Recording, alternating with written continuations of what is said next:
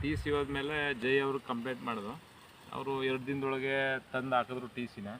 But T C ಹಾಕ್ಬಿಟ್ಟು ಏನು ಮಾಡಿದ್ರು, 3ನೇ ದಿನಕ್ಕೆ ಪ್ರತಿ ಒಬ್ಬೊಬ್ಬ ರೈತರಿಗೂ 1,000 ಕೊಡಿ ಅಂತ ಹೇಳಿದ್ರು. ನಾವು 4 ಜನ ರೈತರಿದ್ವಿ.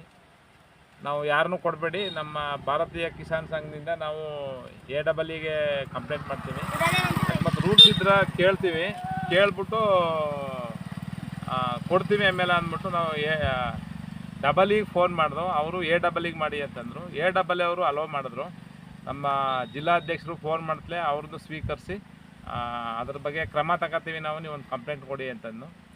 ಬಟ್ ಅವನೇ ಪಾರ್ಟಿನೇ ಬಂದು ಲೈನ್ಮೆನ್ನು ಪುಟ್ಟ ಅಂದ್ಬಿಟ್ಟು ಆ ಹುಡುಗ ಬಂದು, ನಾವು ಹಣ ಕೇಳಿದ್ದು ನಿಮ್ಮನ್ನ ತಪ್ಪಾಯಿತು ಸಾರಿ ಅಂತ ಕೇಳ್ಬಿಟ್ಟು ಪುನಃ ಜಂಪ್ ಹಾಕ್ಬಿಟ್ಟು ಹೋದ.